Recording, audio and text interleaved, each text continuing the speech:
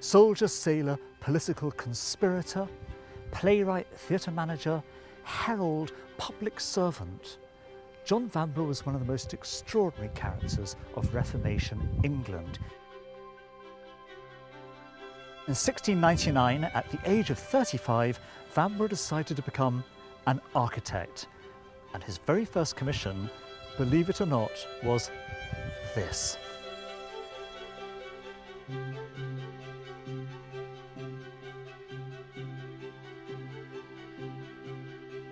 John Vanbrugh never really left the stage. In fact, his plays were being produced right up until his death. His houses, though, displayed the idea of the stage set in a magnificent way. Every house has stage left, exits, stage right, entrances. The idea was that people lived out that theatrical life in the 18th century. The buildings here, like Castle Howard, were great stage sets for us to strut on. Baroque is the most theatrical style of architecture there's ever been. It's a form of design that emerged in Italy in the 17th century, and it's a style that was championed by the popes. It was the rich, decorative architecture that was going to bring people back to the Catholic faith at a time of Protestant Reformation and Revolution. Strangely enough, English Baroque was for a Protestant aristocracy who believed in limited monarchy and certainly had no time for the papacy.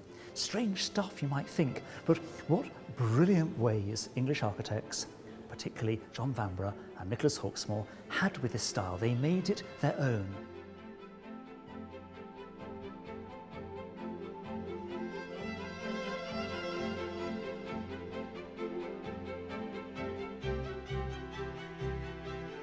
Castle Howard is the first English country house to be crowned with a dome or cupola.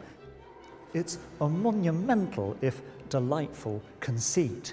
But as I look around me, especially down, I can't help seeing a bit of St Paul's Cathedral here. It's rather like being on the Whispering Gallery of Sir Christopher Wren's great Baroque cathedral, which of course Hawksmoor worked on and Vanbrugh knew so well.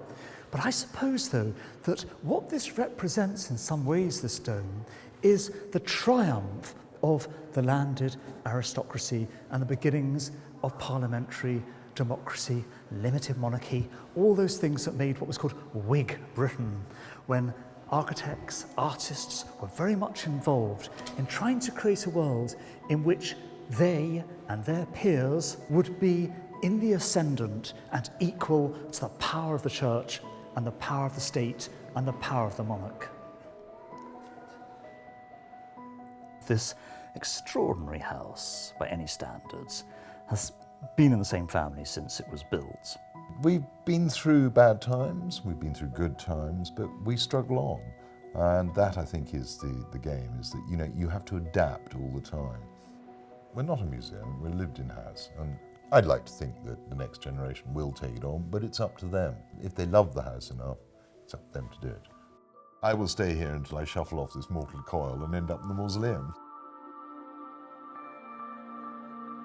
Christopher, we're inside the chapel of the mausoleum. This is the chapel, yes.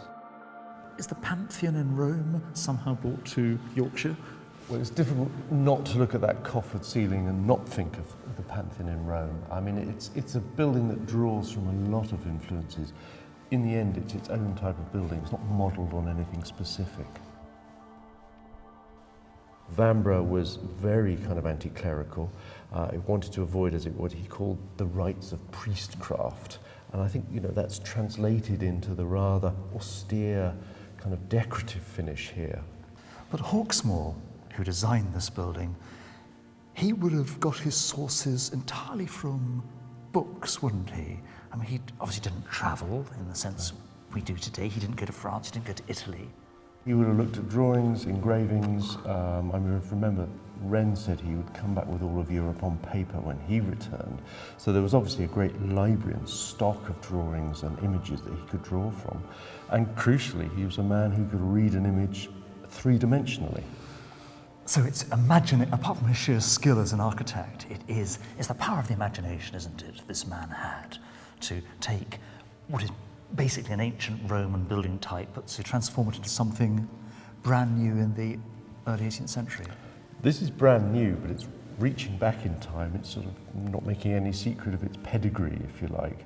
But also, it's a building for Carlisle that projects forward because it's an architectural monument, it's supremely important, but it's a dynastic monument as well. Does Castle Howard have an architectural lesson to teach us today? Well, I think it does.